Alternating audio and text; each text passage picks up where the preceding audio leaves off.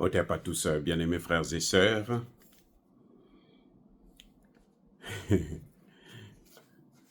La liquidation de l'Ukraine a commencé.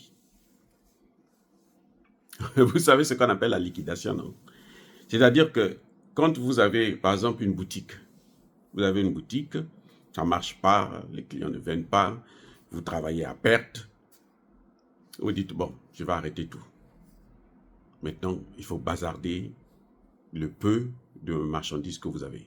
Vous baissez les prix, vous faites des soldes, ainsi de suite, et puis bon, vous vous libérez et puis vous fermez l'entreprise. C'est ça qu'on appelle, en termes juridiques, la liquidation.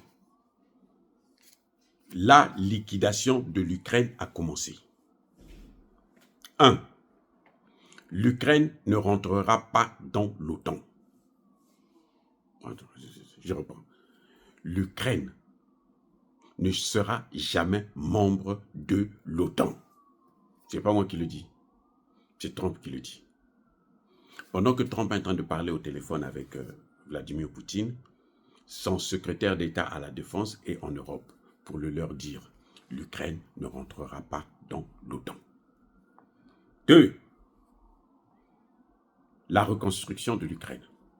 Il faut réparer les dégâts qu'on a causés. Qui va réparer? Ce n'est pas les États-Unis. Ce sont les pays européens qui vont réparer, y compris la Grande-Bretagne. Les États-Unis n'ont pas d'argent à donner pour ça. Mais les États-Unis ont des grandes entreprises qui vont faire le boulot. Mais le financement viendra de l'Union européenne. Les amis. 3. L'Ukraine ne peut pas compter sur la reprise des territoires que la Russie a annexés. D'ailleurs, ça c'est une situation logique, parce que ces territoires-là, les russophones qui habitaient là-bas, étaient persécutés par les Ukrainiens eux-mêmes, y compris le gouvernement. On se souvient d'Odessa, où on a pris carrément des russophones, là.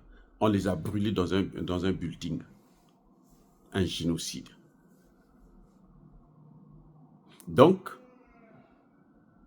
et Vance, là, le vice-président américain, a confirmé qu'on ne reviendra pas sur les frontières de 2014. Trump lui-même a bien dit que l'Ukraine ne peut pas récupérer ces territoires-là. L'Ukraine ne va pas récupérer ces territoires. Trump a besoin que la Russie puisse l'aider pour la dédollarisation, pour freiner la dédollarisation, ou sinon la stopper. Ce que, bon, à mon avis, il ne pourra pas. Parce que si les Russes disent que nous, on va continuer, on vend nos matières en dollars, eh bien, les Chinois vont vendre les leurs en une autre monnaie. Parce que les Chinois n'en veulent pas aussi. Les Chinois sont en train de se débarrasser du dollar dans leur banque. Vous comprenez, non? Donc, Trump est en train de perdre son temps. Mais, bon, il faut qu'il essaie quand même. Bref, donc, les territoires occupés là, c'est fini. De toute évidence, Trump ne peut pas continuer à alimenter cette guerre parce que, au temps de Biden, il a tout donné. La seule chose qu'ils n'ont pas donné, c'est l'arme nucléaire. Mais Biden a tout donné, tout ce que les Américains avaient comme armes de dernier modèle, de dernière génération. Ils ont donné ça à l'Ukraine et l'Ukraine n'a pas gagné la guerre. Ce qui revient à dire que c'est peine perdue. Les armes qu'on envoyait en Ukraine, on a retrouvé d'autres en Afrique. Le président Tinubu avait déclaré il n'y a pas longtemps, au début là, que mais les armes là, nous on les retrouve au Nigeria. À quoi ça sert de lui donner des armes? Il est accusé de voleur. Il a pillé son pays. Vous voyez maintenant ce que ça donne? C'est pas tout. Trump demande à ce qu'on puisse organiser les élections en Ukraine le plus rapidement possible. Parce que Trump estime, comme Vladimir Poutine, que Zelensky est illégal. Il n'est plus légitime. parce qu'il a perdu, son mandat devrait expirer depuis, je pense, mars ou avril 2023. Nous sommes en 2025. Donc, il est en train de gouverner là, sur une loi martiale que lui-même il a décidé. Ça ne peut pas se passer comme ça. Donc, c'est vraiment la liquidation, quoi. Trump veut partager le reste des terres, là, avec Poutine. C'est-à-dire la partie qui va rester, là, où il y aura encore quelques matières rares, là. Trump va demander à Poutine, soit laisse-moi ça, ou bien bon, on va partager, toi tu prends la moitié, je prends la moitié. Parce que Poutine veut occuper tout le Donbass. C'est clair. Il faut qu'il prenne tout. Et c'est là-bas qu'il a les matières premières. Maintenant, à la frontière, là, il y a aussi des matières premières. Du côté de l'Ukraine, la partie de l'Ukraine qui restera. Donc, c'est fini. L'Ukraine, c'est fini. Le rêve de l'Ukraine, c'est fini. Trump est prêt à lever les sanctions contre la Russie. Je ne sais pas comment les Européens vont faire. Est-ce que les Européens vont maintenir leurs sanctions? Ben, tant pis pour eux, c'est eux qui vont perdre encore plus. Et qui dit lever des sanctions, là, ça veut dire que ne soyez pas surpris d'apprendre que Trump a remis à la Russie ses 300 et quelques milliards de dollars. Vous voyez ce qui se passe?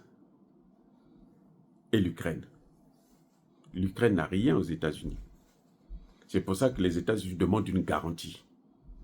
Pour que je puisse vous aider là. Vous me garantissez vos matières premières, je veux de ça. Je veux prendre ça, c'est maintenant pour moi. Voilà la situation qui se passe exactement. Il n'y a pas que ça. Les négociations se feront entre Trump et Vladimir Poutine. Les Européens ont beau bouder. Vance est allé à l'Union européenne, là, à Bruxelles, pour leur dire, vous n'allez pas participer. C'est une affaire entre Donald Trump et Poutine. C'est notre affaire, les États-Unis et la Russie. Vous, votre problème, c'est seulement vous préparer pour reconstruire l'Ukraine. C'est pour ça que vous voyez qu'il s'acharne sur la RDC.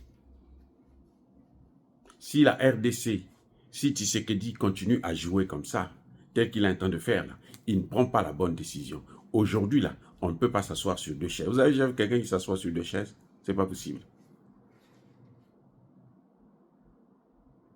Ce n'est plus le temps où il y avait l'ex-URSS et les États-Unis, donc le pacte de Varsovie et l'OTAN. Non. Où il y avait des non-alignés. Non, maintenant, il n'y a plus de non-alignés. Tout le monde doit s'aligner. Ou vous alignez pour la Russie, ou vous vous alignez pour la Russie, c'est-à-dire les BRICS, ou vous alignez pour l'OTAN, c'est-à-dire les États-Unis. Donc, je reviens encore une fois de plus à Tshisekedi, il faut qu'il prenne position. Il ne peut pas être avec les deux en même temps. Tshisekedi qui est chrétien sait que dans la Bible on dit, on ne peut pas suivre 2 maîtres. On va aimer l'un, on va haïr l'autre. C'est la Bible, c'est pas moi, c'est leur Bible à eux là. Nous on en lit seulement. Un passage comme ça de temps en temps, on regarde. C'est leur Bible. Tshisekedi est un croyant. S'il ne veut pas toucher les Ambongo là, c'est parce qu'il estime que Ambongo a une mission de Dieu. Non, il n'a rien de Dieu. Il ne connaît pas Dieu. Parce que tu ne peux pas connaître Dieu et avoir les mains souillées par le sang de ton propre peuple.